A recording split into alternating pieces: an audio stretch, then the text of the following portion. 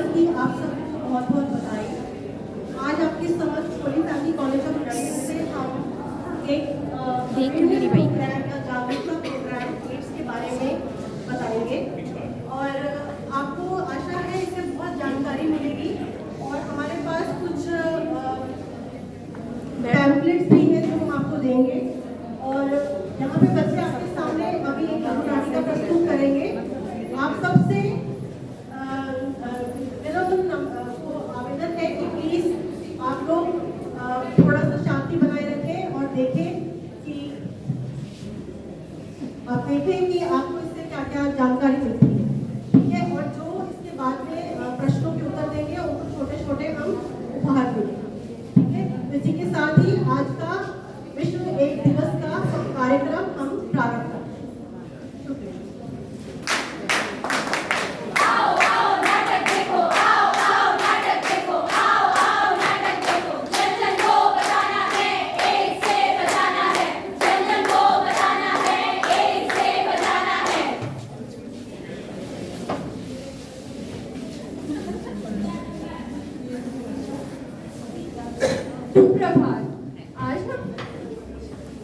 सुप्रभात।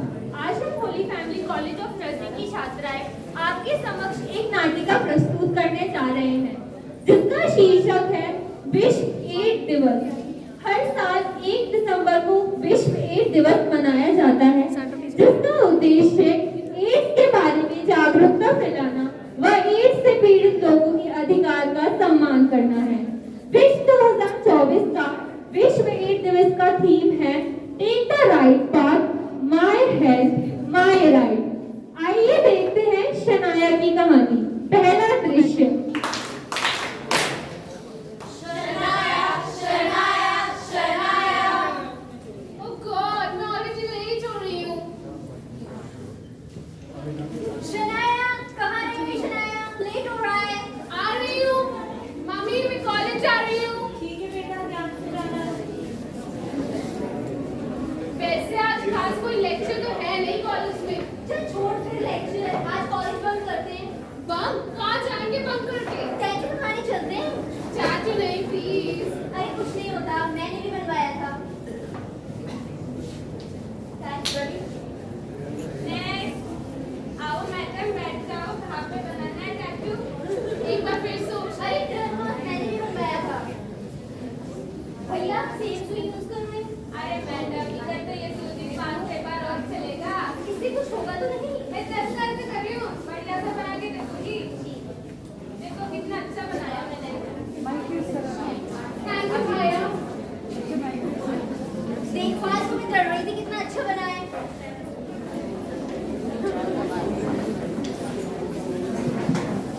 तो जैसा कि आपने देखा किस तरह टैटू वाले भैया ने एक सुई का इस्तेमाल करके किस तरह टैटू वाले भैया ने एक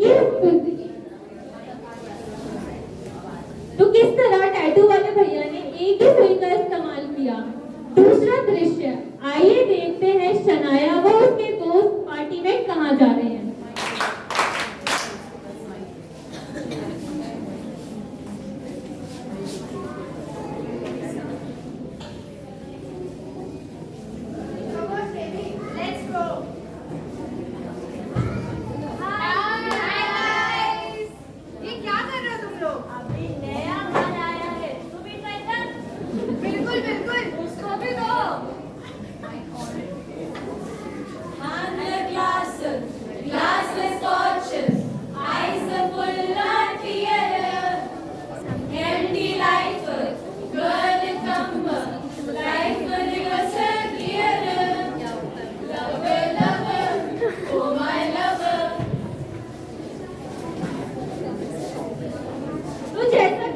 देखा किस तरह शनाया व उसके दोस्त एक ही सुई का इस्तेमाल करके ड्रग्स का सेवन कर रहे हैं और शनाया एक से ज्यादा लोगों के साथ असुरक्षित यौन संबंध बना रही है। तीसरा दृश्य। आइए चलते हैं शनाया की शादी में।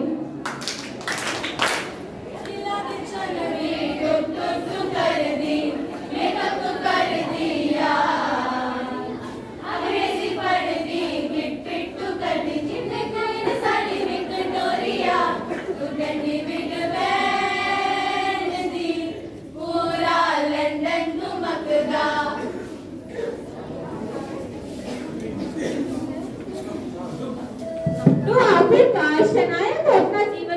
मिल ही गया।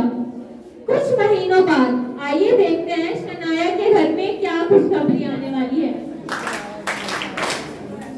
हमने कुछ ही दिन पहले तुम्हारी खून की जांच की थी, तो उसकी रिपोर्ट आ चुकी है। एक बार डॉक्टर को जाके दिखा देते हैं रिपोर्ट में क्या है।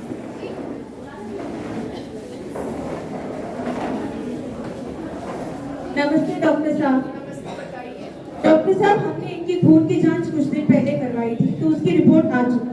तो क्या आप रिपोर्ट देख के बता सकते हैं कि इसमें क्या लिखा है? हाँ जी, आपकी रिपोर्ट सही नहीं आई है। आप काउंसलिंग रूम में बैठिए, हम बैठ के बात करते हैं।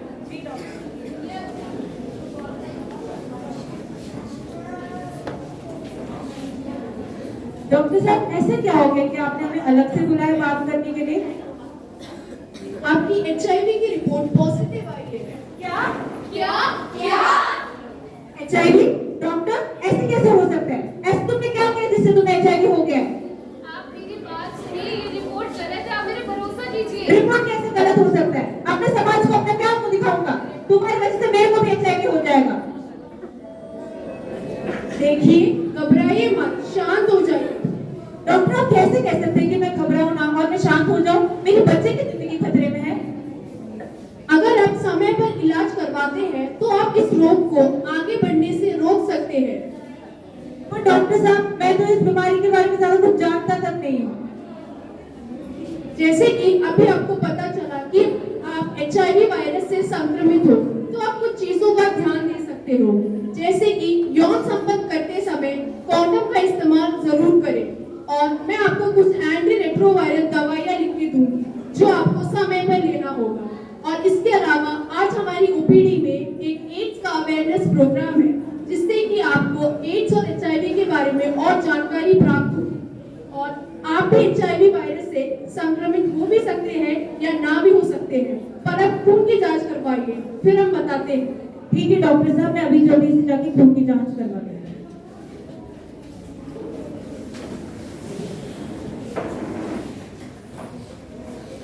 तो जैसा कि आपने देखा, शनाया HIV से संक्रमित है व उसके पति और उसके बच्चे को भी HIV होने का खतरा है। 5वां दृश्य, कुछ सालों बाद। आइए देखते हैं शनाया की बेटी सुरभि के साथ स्कूल में क्या हो रहा है। अरे अरे दोस्तों, अंदर तुमने सुना? सुरभि को ना HIV है। HIV? अब हम सुरभि के साथ नहीं बैठेंगे। अब हम सुरभि के साथ बिल्कुल गले नहीं लगाएंगे और साथ खाना भी नहीं खाएंगे। अरे आ गई, चल। आखिर इसमें मेरी क्या गलती है कि मुझे मेरी माँ से HIV मिला है? कोई मेरे साथ खाना नहीं खाना चाहता है, कोई मेरा दोस्त नहीं बनना चाहता। मैं पूरी तरीके से अकेली रह गई हूँ।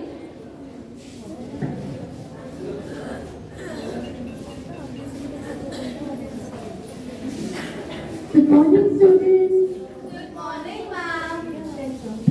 आज हमारे साथ रेजिडेंट क्लब से एक मैम आएंगी जो आपको HIV और एड्स के बारे में और जानकारी देंगी। इससे पहले कौन बताएगा कि HIV क्या होता है? हाँ, मैं बताऊं? आप बताओ। एड्स HIV से होता है, जो कि एक संक्रामक बीमारी है जिसमें पीड़ित व्यक्ति रोग निरोधक शक्ति कमजोर हो जाती है एवं अन्य बीमारियों का शिकार बनता है और अंत में मृत्यु का कारण हो जाता है। शाबाश। Thank you ma'am. अब कौन बताएगा कि HIV कैसे फैलता है? मैम मैं बताऊं? बताओ। मैम HIV तो एक साथ बैठने से फैलता है। मैम HIV गले लगने से फैलता है। मैम मैं बताती हूँ, HIV ना खाना खाने से फैलता है। नहीं नहीं, मैं ऐसे नहीं फैलता। मैं साथ में गले मिलने से नहीं फैलता, मैं हाथ मिलाने से भी नहीं फैलता, और मैं साथ में खाना खाने से भी नहीं फैलता। तो फिर कैसे? HIV असुरक्षित यौन संबंध से फैलता है, माँ से उसके होने वाले बच्चे में फैलता है, सिर्फ सुई का इस्तेमाल करने से फैलता है और संक्रमित खून चलने से। अब मैं माम को बुला रही हूँ। माम, मॉर्निंग बच्चों। Good morning ma'am. जैसे कि आपको आपके मैम ने ऑलरेडी बता दिया कि HIV क्या होता है और उसका संक्रमण कैसे होता है, तो आज मैं रेड रिबन क्लब से आई हूँ और मैं आपको बताने वाली हूँ कि ये क्लब क्या होता है। रेड रिबन क्लब एक युवा आधारित पहल है जो Delhi state AIDS control society ने स्टार्ट किया है। और अब ये रेड रिबन क्लब क्या करता है, ये जो अपने सदस्य स्कूल होते हैं वहाँ पे एक्टिविटीज ऑर्गेनाइज करते हैं, जैसे कि blood donation camp, poster making और आदि एक्टिविटीज कराते हैं। साथ ही साथ ये क्लब लोगों को HIV एड्स के बारे में जागरूक करता है, उसके बारे में सही स्वास्थ्य व्यवहार को प्रेरित करता है और उसके बारे में जो गलत धारणाएं हैं उनको दूर करता है। रेड रिबन क्लब के पास अपने ICTC सेंटर्स भी होते हैं जहाँ पे HIV एड्स के बारे में काउंसलिंग और जानकारी देते हैं। Okay ma'am.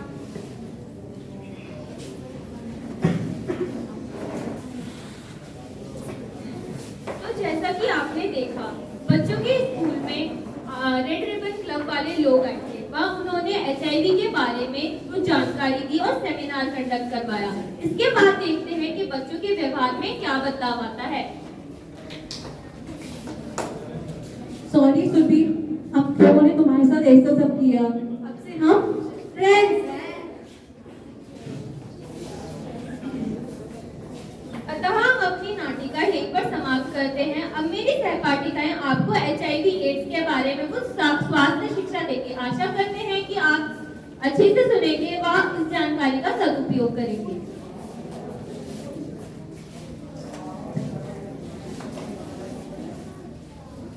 नमस्कार, आज हम आपको HIV के बारे में कुछ जानकारी देने वाले हैं। आशा करती हूँ आप सभी दी गई जानकारी को ध्यान से सुनेंगे। सबसे पहले मैं आपको बताती हूँ कि HIV क्या होता है। HIV एक बहुत गंभीर बीमारी है जो एक से दूसरे में फैल सकता है। अब मैं आपको बताऊंगी कि HIV का संचरण किस प्रकार होता है। HIV 87% असुरक्षित यौन संबंध से हो सकता है, 5% मां से बच्चे में हो सकता है, 2% संक्रमित सिरिंज के इस्तेमाल से हो सकता है। यानी एक ही सिरिंज से अगर हम बहुत सारे लोगों को एक ही सिरिंज इस्तेमाल करते हैं तो उससे HIV फैल सकता है। तो आपको ध्यान रखना है कि जब भी आप कभी इंजेक्शन लगवाने जा रहे हैं तो एक नई सिरिंज का इस्तेमाल हो। 1% संचरण संक्रमित रक्तदान से हो सकता है। अब मैं आपको बताऊंगी कि HIV का जोखिम समूह कौन कौन है। एकाधिक यौन साझेदार, स्वास्थ्य कर्मी, सुई से नशा करने वाले लोग और संक्रमित मां से बच्चे में फैल सकता है। इसके बाद मैं आपको बताऊंगी कि HIV के लक्षण क्या क्या होते हैं। सबसे पहला, ठंड लगना, गला खराब होना, मुंह में छाले होना और मांसपेशियों में दर्द होना। इनके अलावा बुखार आना, थकान, सिर दर्द और शरीर पर लाल धब्बे होना। इसके बाद मैं आपको बताती हूँ कि हम HIV का इलाज किस तरीके से कर सकते हैं।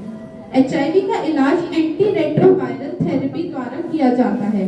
एंटी रेट्रोवायरल थेरेपी के बारे में हम आपको और जानकारी देंगे। इसके अलावा HIV में जो भी लक्षण हमें दिख रहे हैं, जैसे कि बुखार आना, खांसी होना, शरीर में दर्द होना, तो हम उन सब के लिए दवा ले सकते हैं। अब मेरी सहपाठिका आपको एंटी रेट्रोवायरल थेरेपी के बारे में और जानकारी देगी।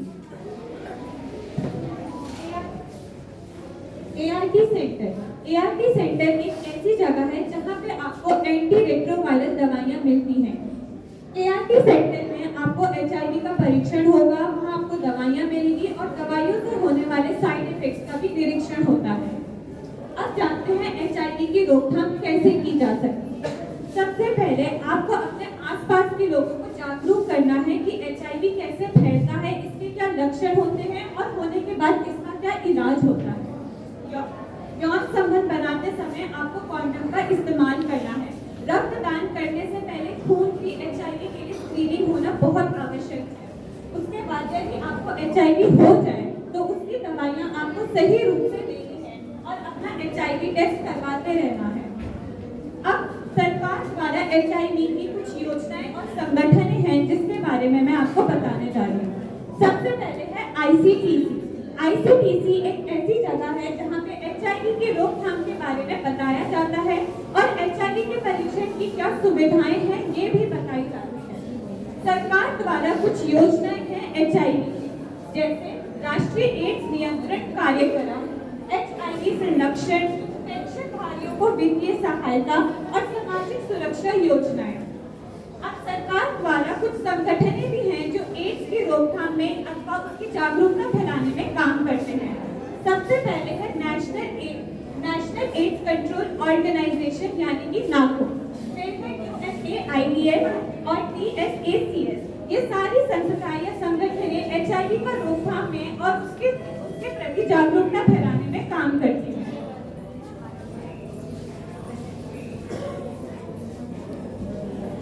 आशा करते हैं दी गई जानकारी से आपको बहुत सारी जानकारी मिली होगी।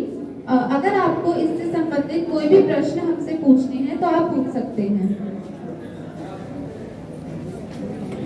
अब हम आपसे कुछ प्रश्न पूछेंगे कि आपको HIV के बारे में कितनी जानकारी मिली, और जो भी प्रश्न का सही जवाब देगा हमारे पास आपके लिए कुछ इनाम भी हैं। तो सबसे पहला प्रश्न है, HIV कैसे फैलता है? मैं प्रश्न दोहराती हूँ, एड्स कैसे फैलता है?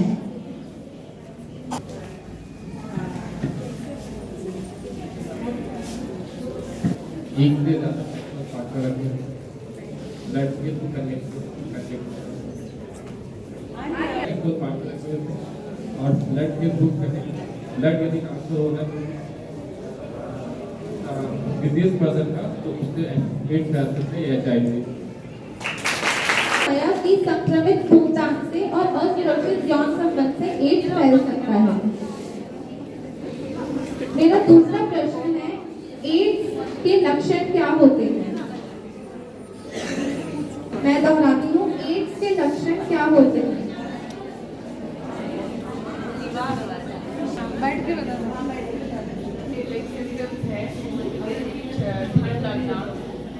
बुखार होना, छाले पड़ना, बॉडी में रेड ठंड लगना, बुखार आना और शरीर पर छाले पड़ना। मेरा तीसरा प्रश्न है, हम HIV का इलाज किस तरीके से कर सकते हैं? हमने आपको HIV के इलाज के लिए एक थेरेपी के बारे में बताया था। का इलाज HIV के इलाज के लिए सरकार द्वारा कुछ नियम बनाए गए हैं और कुछ कानून भी है, जैसे ART सेंटर पे हमें इसके बारे में बताया जाता है और यहाँ के और इसका एक शायद इलेक्ट्रोथेरेपी आपने बताया था, कुछ याद आ रहा है। इन्होंने हमें ART थेरेपी के बारे में बताया। धन्यवाद। तो अभी मैं आपको बताना चाहती हूँ कि एड्स और HIV में क्या अंतर होता है। तो सबसे पहले अगर जो भी वायरस हमारी शरीर में एंटर कर रहा है तो वो क्या होता है, एड्स वायरस होता है। जब वो वायरस हमारे शरीर में आ रहा है उसके 7 से 10 साल बाद उसको एड्स बनने में, एड्स की बीमारी बनने में वक्त लगता है। तो जो भी हमारे शरीर में लक्षण आ रहे हैं वो HIV के कारण आएंगे।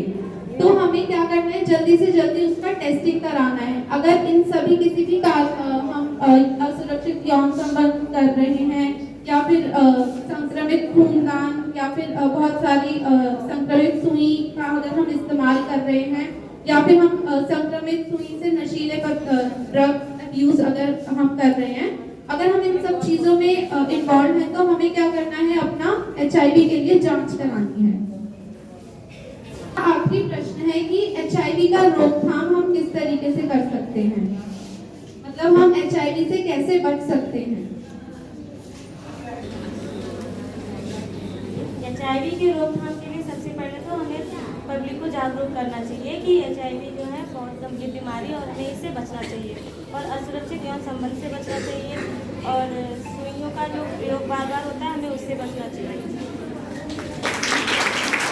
बहुत बहुत शुक्रिया। अब मैं principal Ravindra Kalra ma'am, I would like to invite you to please share. आप सबको नमस्कार। बहुत सुंदर तरीके से बताया है HIV एड्स के बारे में। बहुत बार ऐसा होता है कि हम ब्लड प्रेशर, डायबिटीज इन सब के बारे में बात करने के लिए काफी कंफर्टेबल महसूस करते हैं, जो है इसके बारे में हमको लगता है कि ये बात नहीं करनी चाहिए। ये क्यों बात कर रहे हैं? हम अगर किसी को पता चलता है HIV एड्स है तो हम उसको अलग कर देते हैं, जैसे इस नाटिका में भी दिखाया है। यदि किसी बच्चे को है हम उसको अलग कर देते हैं। अगर हमें पता चलता है कि हमारे कोई सहयोगी हमारे पड़ोस में कोई है तो हम उसको गलत नजरिए से देखते हैं और सबसे पहले शंका करते हैं कि इसका चरित्र खराब होगा।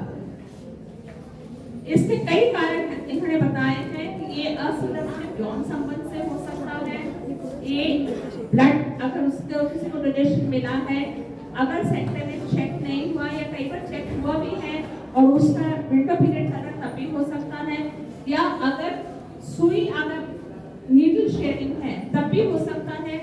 बहुत बार हेल्थ केयर से एसोसिएटेड जो काम कर रहे हैं, जब आप किसी मान लीजिए किसी पेशेंट की सुई से भी किसी हेल्थ वर्कर को लग जाती है सुई, तब भी उसको हो सकता है। इसके कई कारण हैं जिससे एड्स हो सकता है। हमें समझना है और उसको प्रिवेंट करना है। ये ऐसा रोग है जिसका कोई इलाज नहीं है। ऐसा है कि वो कभी भी जिंदगी में हमारे खून के अंदर खत्म नहीं होगा, तो कोई ऐसी दवाई नहीं आई है, परंतु ये कीटाणु हम उसको शरीर के अंदर कंट्रोल करके रख सकते हैं। इसीलिए इसके लिए दवाइयाँ सरकार द्वारा फ्री दी जाती हैं। एक बार दवाई शुरू की तो जिंदगी भर उस दवाई को लेना है। बहुत इम्पोर्टेंट है कि अगर किसी को शंका है कि हमने किसी के साथ अनसेफ सेक्स प्रैक्टिस किया है, हमारे असुरक्षित यौन संबंध हुए हैं, या हमें कुछ शंका हो रही है कि हो सकता है कि मेरे HIV एड्स तो नहीं है।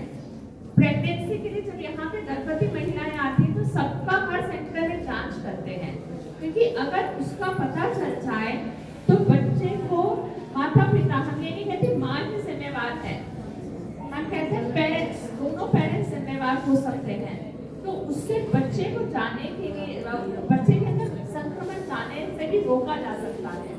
काफी हद तक उसको रोक सकते हैं अगर प्रेगनेंसी के टाइम, गर्भावस्था के टाइम में मदर हॉस्पिटल में आती है, उसको दवाइयाँ दी जाती हैं, उसका हॉस्पिटल में ही ट्रीटमेंट होता है, हॉस्पिटल में ही डिलीवरी होती है। तो कुछ प्रैक्टिसेस, कुछ तरह की सावधानी बरत के हम उसको कंट्रोल कर सकते हैं। तो बहुत जरूरी है कि हमें इसके बारे में जानकारी होनी चाहिए। हम बहुत बार सोचते हैं कि नहीं ऐसा हमें नहीं हो सकता है, परंतु अगर हमें कहीं पे भी शंका है तो किसी को हेजिटेट नहीं करना चाहिए अपनी जांच करवाने के लिए। आप जहाँ पे जांच कराते हैं वो खाली दवाई नहीं देते हैं, काउंसलिंग भी करते हैं, समझाते हैं कि आपको अपने व्यवहार में क्या बदलाव लाना है। ये सब चीजें बहुत जरूरी है और हम जानकारी के द्वारा ही इस बीमारी को कंट्रोल में ला सकते हैं। जब ये बीमारी आई थी तो बहुत कम लोग ग्रसित थे, परंतु जिस तेजी से ये बीमारी बढ़ी है उसमें सरकार के लिए एक अलग ऑर्गेनाइजेशन बनाना जरूरी हो गया और बहुत कार्यक्रम हो रहे हैं। ये दवाई काफी महंगी होती है, तो अगर कोई सोचता है कि नहीं मैं प्राइवेट लेके करूंगा, कुछ समय के बाद हो सकता है आपको लगे कि तो बहुत महंगा हो रहा है। आप जब इन सेंटर्स में जाते हैं तो वहाँ पे आपको दवाई के साथ साथ बहुत सारी चीजें बताई जाती हैं, जांच रेगुलर करनी होती है। तो सेंटर में जाना, इलाज कराना बहुत जरूरी है। और हम सब लोग क्या कर सकते हैं, सबसे जरूरी है अगर किसी को ये बीमारी है, वो एक ऐसा नहीं है कि वो हमारे आपस में डिस्कशन का टॉपिक बन जाए कि हम कहें अरे उसको तो ये बीमारी है और वो ऐसे चर्चा का विषय बन जाता है, परंतु हमें उसके साथ एक किसी भी अन्य व्यक्ति की तरह व्यवहार करना चाहिए, उसके साथ अच्छे संबंध रखने चाहिए। अगर हम उसका सहयोग देंगे तो उसकी क्वालिटी ऑफ लाइफ बहुत अच्छी हो जाएगी। जब से दवाइयाँ ये फ्री में दी जा रही है सरकार द्वारा, 2006-08 में शुरू हुआ था अलग एरियाज में, तब से बहुत सारे मरीज जो है अपना एक बहुत प्रोडक्टिव लाइफ जी पा रहे हैं। एक को ये नहीं कि HIV है तो मैं नौकरी नहीं कर सकता, नौकरी कर सकते हैं, घर संभाल सकते हैं, सब काम कर सकते हैं। जागरूकता बहुत जरूरी है। आप सबका बहुत बहुत धन्यवाद कि आपने बहुत शांतिपूर्वक बच्चों की नाटिका देखी और सबके बारे में सुना। Thank you so much. समझा दिया। एक चीज मुझे थोड़ा सा क्लियर करना चाहते हैं। मेरा हिंदी इतना अच्छा नहीं है, फिर भी मैं कोशिश करूँगी। देखिए, एक बार HIV अंदर आएगा तो वो फिर नहीं जाएगा बॉडी से, लेकिन एक बार अंदर आ गया तो डरना नहीं, उसको कंट्रोल करके रख सकते हैं। मतलब वायरस को बढ़ाने के लिए बढ़ने वाला वायरस को रुक सकते हैं। तो दवाई इसलिए जल्दी से जल्दी अगर डाउट लग रहे तो जांच करवाना है। अगर इलाज प्रॉपरली लेंगे तो बॉडी में जो वायरल लोड नहीं बढ़ेंगे। वायरस नहीं बढ़ेंगे तो अगर एक HIV पर्सन से दूसरे पर्सन में HIV जाने का चांस बहुत कम हो जाए, तो फैलने के चांस बहुत कम हो जाए। इसलिए भी बहुत इम्पोर्टेंट है, अगर लग रहे HIV का टेस्ट करवाना लग रहे तो अगर मैं सोच रहे मेरे अंदर HIV का कीटाणु आ गया हो सकते, जाओ जांच करवा दो, दवाई टाइम में ले लो, आपको भी एक normal life any other person जी सकते हैं। Valuable information. Now I would like to conclude by saying, जब तक बात HIV की हो, रोग से नफरत करें। जब तक बात आपको सब समझ तो आ गया होगा, इतने अच्छे तरीके से बच्चों ने और मैम ने आपको बताया। लास्ट छोटी सी चीज मैं बताऊंगी, दवाइयाँ कभी अगर कभी हो भी जाता है, किसी को भी आपके आजू बाजू में किसी को हो जाता है, दोस्ती ना तोड़िएगा, साथ रहिएगा, हिम्मत दीजिएगा, क्योंकि एक बार अकेले हो जाए तो बहुत ही ज्यादा टूट जाता है इंसान। क्योंकि साथ रहेंगे, उनको ये बोलिएगा कि दवाई जरूर देनी है। मैम ने बोला एक दिन की दवाई भी, एक टाइम की दवाई भी अगर छूट जाए तो वायरस का लोड बढ़ जाता है। वायरस का लोड बढ़ने से शरीर में बाकी इन्फेक्शंस होते हैं। HIV एड्स से इंसान मरता नहीं है, इंसान मरता है HIV के दूसरी बीमारियों से। माने कि HIV से हमारा क्या होता है, इम्यूनिटी कम हो जाती है। जैसे इम्यूनिटी कम हो जाती है, TB आ जाता है, बाकी छोटी छोटी बहुत सारी बीमारियां आ जाती है, जिसके कारण इंसान की और क्षमता कम हो जाती है। तो इसीलिए दवाई लेंगे तो एक हेल्दी लाइफ हम जी सकते हैं। HIV से कभी कोई मरता नहीं, HIV की कॉम्प्लिकेशन से मरता है। तो दवाई लेनी बहुत जरूरी है। Thank you so much. जब तक बात HIV की हो, रोग से डरें, रोग से नफरत करें, रोगी से नहीं, जागरूकता फैलाएं, अज्ञानता नहीं। अतः हम अपनी नाटिका यहीं समाप्त करते हैं। आशा करते हैं आप दी गई जानकारी का सदुपयोग करेंगे।